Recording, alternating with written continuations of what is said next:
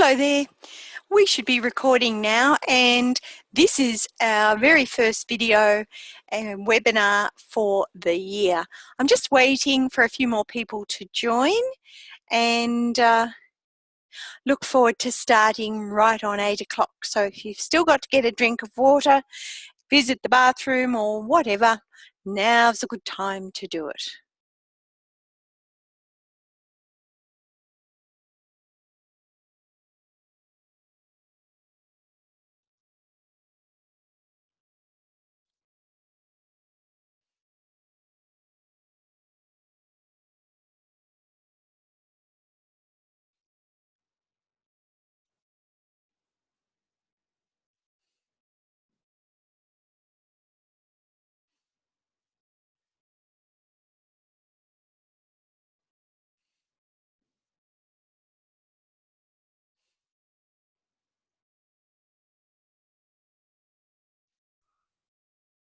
All right, everybody, it's just gone 8 o'clock, and welcome to Talk About It, where we're going to give you 7 tips to get more customers just by doing something that you love.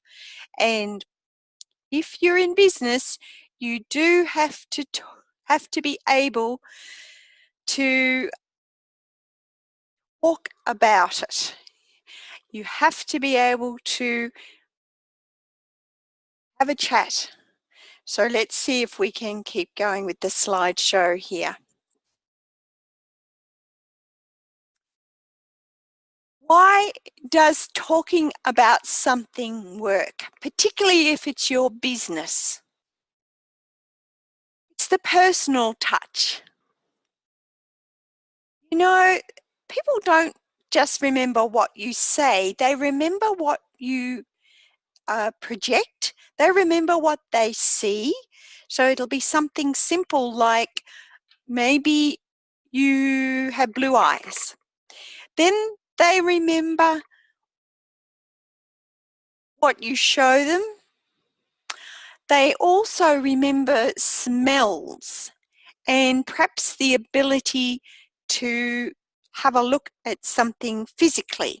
So when you talk about your book, for example, if you've written one, you're not only talking about the content, but you're showing someone the book. And you're also telling them a little bit about what's inside it while you're chatting to them. And it becomes a personal connection to your book. Talking to people ingrains you and your personality in people's minds. Look, I work in an office, and several times I've heard the receptionist say, "What a bitch." She doesn't know the customer, but she doesn't like the customer, and she's got a personality vision for the customer in her brain, and it just happens to be a bitch. People will remember you, and it's really interesting what they remember about you. I went to a school reunion just recently, and a girl came up to me, and I'll be honest, I didn't recognize her. And she said, "Penny, I came because I heard you were coming tonight." And I said, "Oh, that's interesting. Thank you very much. And, I haven't seen you since we left school. What made you come tonight?" She said, "I needed to thank you." She said, "You were the only one that looked after me when I wasn't well and when I had earache during the night. And I remember it to this day." Written a book or you've started a business, people remember you, not necessarily the business. Thing about talking about what you're doing is it'll start word of mouth, particularly in a small town. People will say something like, "Oh, I met that Penny Paxman the other day. Oh, yes, she's been around a long time. She's always doing something different. Oh, she's written a book now," and off it goes. Joseph Conrad said, "Gossip is what no one claims to like, but everybody enjoys." Now, from a perspective of being a country coach, a country business owner, gossip is something that nobody else has heard yet, or they've got something to add to a bit of gossip. So this means that people can start a little bit of gossip. It's a bit like Chinese whispers, really, and then it will be added to as it goes around. That's not a bad thing, as long as people remember you, your name, and what you do in all one area, so they don't lose track of the fact that Jenny Smith owns the natural herbal business down the road. They think of Jenny Smith and they know that she deals in natural herbs. This is good. Now, there's 7 tips here for getting the word out, and if you are on the webinar tonight, you will get a recording of it, so don't worry about trying to copy all this down. But I suggest, especially in your immediate area, now you could be in a little country town like I am, or you could be in a suburb in a big city, or you might just be in one of those big shopping centres. Start locally and go to the customers that you think might be interested in your product or your service. So just chat, perhaps take 3 questions that you'd be interested in and then expand on them. A letters to 100 people will come to that. Door knocking, networking, local radio, and that includes interviews, local media, using newspapers, monthly newsletters, and tourism or business guides, and set up a Facebook page. So that's what we're all about tonight, the 7 tips. Let's keep going. In the country, we do things differently, but the basis is always the same. Survey your potential customers. Now, don't go out there with a clipboard. Create a casual conversation, and I do it best in the supermarket queues. You see, in the country, people are a little bit slower, so your teller and your checkout chicks don't rush like they do in the city. So you can have a chat to the person who's waiting in the queue with you, and you can ask them, "Hey, what do you think about using Facebook for a small business? Have you had any experience?" And you'd be amazed what comes out.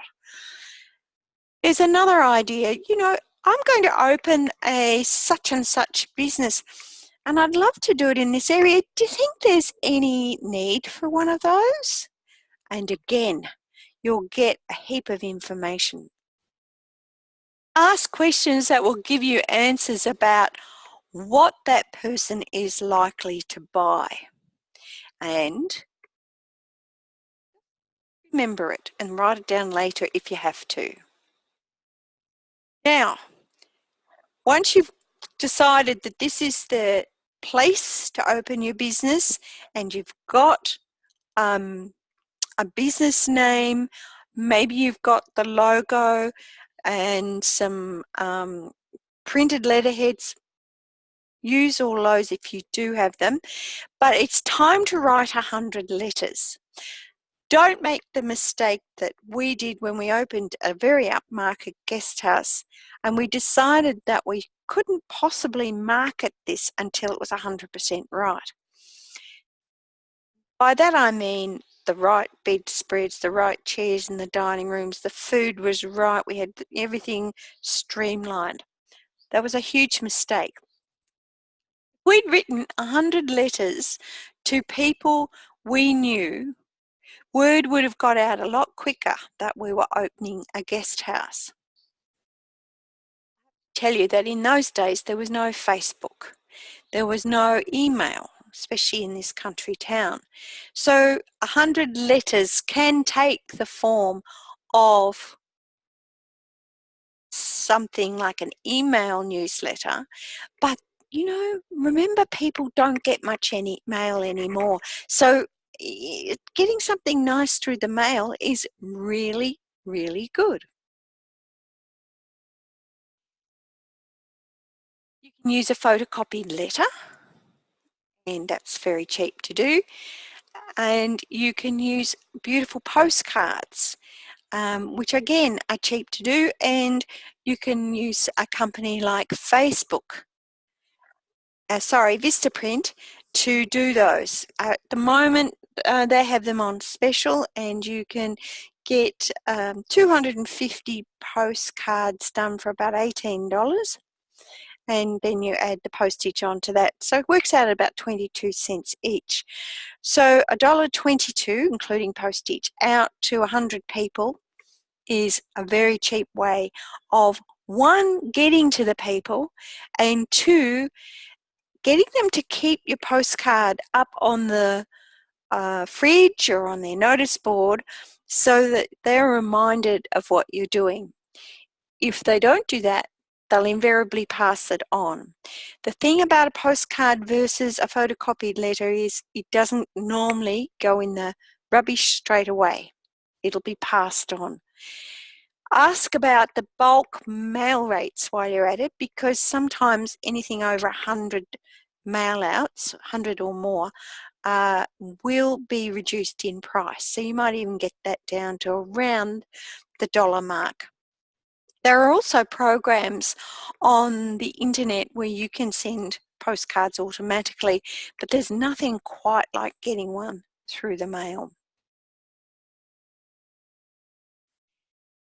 It's time to go door knocking. Now, not many people like this, but as you get around, and especially in your immediate area, you probably know a few people anyway. You might have seen them at the coffee shop, or you might have had to deal with them in supplying them or buying from them.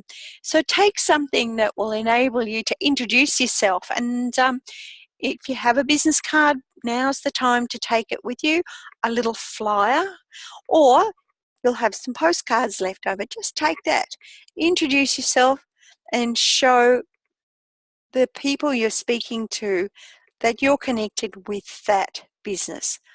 And if you knock on the door of private homes, businesses, or targeted service providers, you're going to get the word out very much more quickly than if you just sit in your office and hopefully ring or email people. Again, keep notes about who you met, where they were, and what reaction they had to your business, because there's a pretty good general rule that if they're not interested at this first meeting, they may not be interested at all. So you're better to focus on 20% of people who do show interest, get them in as customers, and then start building from that core. Networking. Gosh, if you look at Facebook and specifically the business pages, everyone's networking at the moment. Now, it's really, really hard to make proper connections in a hurry. So if you're going to a networking event in the city, just allow yourself a chance to meet, say, 3 people, get to know them a bit, get their business card, talk to them about what they do, and don't forget to ask questions. You're going to find that a lot of these people really won't be interested in you and your business, but they might have friends who are. And especially now with Facebook, if you connect with them on Facebook, you're connecting with a whole different group of people. So in the country, networking includes going to dinner parties, public meetings, and attending business breakfasts, etc. But there aren't that many of them. So you've got to keep linking up with groups of people, either via newsletters, and get on every mailing list that you possibly can. And I'm talking at this point about email newsletters. Using Facebook is a great way, and making sure that you attend a few events so that you start to become a regular and get out there so that people will say, oh, Penny's coming tonight. She's the author who wrote da-da-da. You might like to have a chat with her. Don't hand out your business cards unless asked for them. Now, I've been to some of these networking events, I'll call them, and people come in with a wad of business cards and they just hand them out left, right and centre. But if you're asked for it, it means that the person you're talking to is interested in what you do and can see a possibility for working together in the future. Great idea. And you still talk to them, you still learn about them, ask them for their business card, and there's a good chance they'll ask for yours. Now, local radio. In the city, there are local radio stations, and they're often called local community radio. I know of a few around Melbourne, and it is really worth getting to know the presenters on those programs and getting yourself on the program. Now, they can't interview you specifically about your business. Just be aware of this. They can interview you about what you do. So if your business is selling natural products for babies, you wouldn't talk about the business and the products. You would talk about what you are providing, and that is products that are non-allergenic, that are easy to use, can be recycled, that sort of thing, and why you've done it. And then at the end of that interview, the presenter should give you the opportunity to speak about how people can contact you. Only a few seconds, but they'll say, hey, something like this. Hey, Jenny Smith, we've loved having you on our program and we would love for people to be able to contact you. Where's the best place? And you can give a few seconds of information there. So get ready for it. If you've done anything artistic, if you've written a book or you've produced a CD and perhaps you're a musician, something like that, then the laws are different in Australia. You can actually be interviewed on radio quite freely about your book or your music or whatever, but you can't advertise a business as such. So advertising is another way to go with local radio so that people who tune into it are hearing about your business. But I really strongly advise that you find out what the demographics are of the listeners. That means you need to know roughly how old they are, the sorts of things they're interested in, do they speak other languages, and that sort of thing. Because if you were advertising, say, lacy underwear to a majority listener group that were all in their 80s, you probably are barking up the wrong tree and you're spending too much money. Now, another way to get involved in local radio is to become an announcer. So what happens there is your name keeps coming up in front of people. They might not associate you with your store or your book straight away, but then they'll say, ah, you're the lady on radio, or you run adventure classes for young boys and you talk about it on radio, something like that. So you start to get known. It's a slow process, but it's also a little bit about getting your name out there so they start to make the links. Is this all this making sense? Yep, I'm getting some information back. Okay, let's keep moving. Now, local print media is totally different, and the good news is that usually the local newspapers are a lot cheaper than the dailies, like the Sun Herald, the Age in Melbourne, the Herald Sun, all those papers. The local papers go out to specific areas. Now let me just tell you how some of these work. Let's say you take the Leader Group in Melbourne. They have the centre of the paper with a lot of advertising in it. And then they wrap that centre with pages that are relevant to the particular area that they're circulating. So if you live in Brighton, south of Melbourne, you will get totally information on the outside of that paper to what you would in the northeastern suburbs. And this means that if you advertise with them, you might be paying for 10 papers, and you might find that you really wanted to be in one particular suburb. Well, just talk to them about the rates, because normally it's cheaper to go out to 10 suburbs in 10 different papers than it is to specify one paper. Anyway, get the rates. Now, these are newspapers, and advertising is quite different to editorial. Editorial is information about what you're doing in your area. So let's say you run a program to help teenagers avoid stress when they're doing exams. It's just an example. And you will advertise you as stress-free teenagers or something like that. Well, now this is where you use an advertisement to advertise what you do and your business name and who to contact, that sort of thing. But in the editorial, you're talking about what's involved with the program, why you've chosen to do it. Perhaps you're using a case study to show people.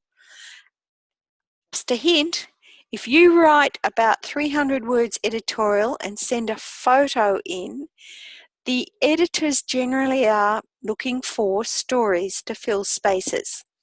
So what happens is all the advertising is put in place, and then the editors have to fill in the spaces around that. They usually will prioritize editorial for their advertisers first, but then they're still looking for people who write editorial and fill those gaps around the advertising. So that's how they fill in a paper. So it's always worth having a story written and some good photographs ready to go, because you never know when somebody's going to say, hey, listen, you're advertising in the paper next week. Have you got some editorial you can send us? Go with it. Coming down to the guides, tourism and business guides generally are paid advertising. But I've been picking them up as I've been going around Victoria recently, and there are opportunities for editorial in there. Again, editorial is given to advertisers first. So if you're busy advertising, ask for some editorial. If you haven't started advertising yet, do a bit of a research plan and marketing plan so you're not continually advertising in the same publication. Go and talk to some of the advertisers and ask them what the response has been. I can think of two in the northeast of Victoria, two tourism guides that have all the businesses that pay for advertising listed in the back, and then the front is for tourists. So there's the wineries, there's the places to stay, all that sort of thing. But as a local, I don't know, car hire place, you can have a space in the back. Have a look at them, see what you think. Don't forget, you can write your own monthly newsletters and put them through an email. I use MailChimp. It's just so easy. You get a template, you fill it in with articles and photos, and I have created a mailing list which makes it all automatic. Once I've finished the email, I select which list I want this to go to, and let's say it's all the customers who own businesses in this part of Victoria. Well, I have a list for that, and I click on that list and off that email goes. The trick is always to write a very catchy subject line, and you can track how many of your emails have been opened. So you can send slightly different subject lines but with the same material and see what happens, see what your customers are opening. Worth collecting email addresses from day one so that you can do all this. And the final thing on our list tonight is setting up a Facebook page. Look, I was one of the most skeptical people about using Facebook. But I have been studying and working at courses for over 10 years now. And when Facebook first came in, I attended a couple of seminars. I learned the basics and I started playing around with it.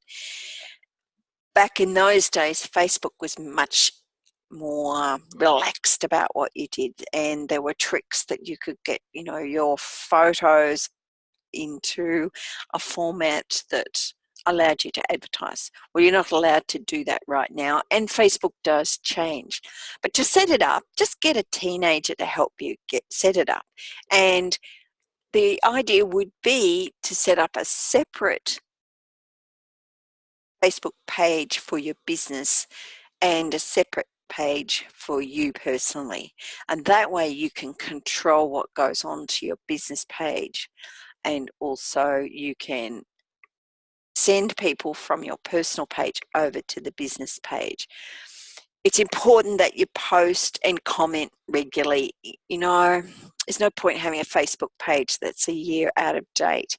And I see this quite often because I use Facebook to make contact with prospective advertisers, and I am also using Messenger, which is linked to Facebook, but allows you to send people a text message, and so they can pick up a message quicker than they would if they had to go into their Facebook page 5 times a day. In all of this, watch for opportunities to make new friends, and there's so much we could teach you, as all the connections I have developed their Facebook page. They've learned how to offer who like other people's pages the chance to come and like your own, so you can increase the number of people who are friends on your business page. Some people ask for feedback and recommendations, and that's a really good way to get yourself up on their Facebook page, and people start to request that you like them. Now, with all of this, it's really important to monitor the results, and you'll notice I've put this in a different color, because as you get people talking, it's important to know which of these 7 tips I've given you tonight works best for you, because next time you can cut to the quick, much faster results. So you're choosing the one that has the fastest results for you first, and then maybe number 2 and number 3, and don't worry about the others if they don't work for you straight away. You can always come back to that. Marketing is a ongoing project. You don't just do one thing all the time. And I've seen this happen so often where people think, oh yeah, okay, we'll just do it on Facebook. You've got to remember that not everyone has access to the internet all the time. But if your market is all young people and who are out and about and in business meetings, etc., Facebook could work really well for you. If, however, your market is middle-aged women or women who are a bit isolated, they don't have the internet. So they're relying on the printed media, maybe the radio, those sorts of things. So you need to be very aware of the typical customer. Now, I've talked enough, and I want to thank you so much for joining me tonight. It's been a joy. I wanted to kick off this year's webinars with something that you could go out and get going on. But if you really need a bit of help, here you are. I am a small business coach. I specifically work in the country because that's where I'm comfortable and that's where I live. And I've written the book Ready, Aim, Fire, Double Your Customers for Your Country Business in 60 Days because there wasn't anything, to my knowledge, already written. You can contact me on these email addresses and on the Facebook page, or you can just call me and I will get back to you as soon as possible if you leave a message. I look forward to the next webinar, which is coming up on the 20th of March. It's all scheduled and you'll use exactly the same link. So keep an eye out and be part of that too. Are there any questions? Just write them in the box and you can get involved in that.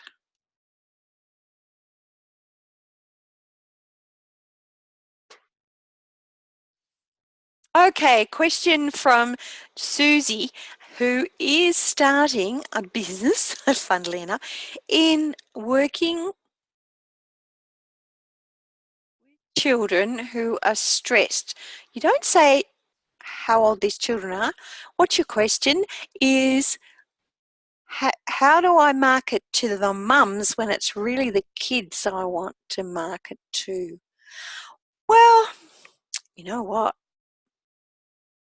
Start with the mums. They come along to the first session or they come along to a come and try type session, which you might set up. And if the kids enjoy it, they'll ask to go back and they'll do the marketing for you. All about telling people what's going on and sharing the opportunity and encouraging them to enjoy it. That helps. Other questions? Ah, yes, this is a good one. What do I put in my newsletters? Well, if you are in a shop, I would highly recommend that you photograph new product. You might create one side of your newsletter as a bit of a catalogue and the prices and talk about, say, the new summer range, or let's say we're in technology, look at this latest product that will help you with X and talk about that. Monthly newsletters don't have to be very detailed. They just have to direct people to your website or to your phone number and get them talking to you. And the beauty of a website is that you can set up a contact form that they fill in, they submit, and you can get back to them. But not only does that happen, you get their email address, so you can start emailing them regularly if anything is coming up. And you can involve them in, say, a sale, or perhaps you're doing a demonstration of a new product. Or when I had a guest house, I used to send out a recipe every month. I'd talk about the guests had been there, any events that had happened in the area, and that filled a page beautifully. Well, folks, there's no more questions. So I hope that's helped tonight, and I look forward to seeing you on the 20th of March. Take care. Join me then.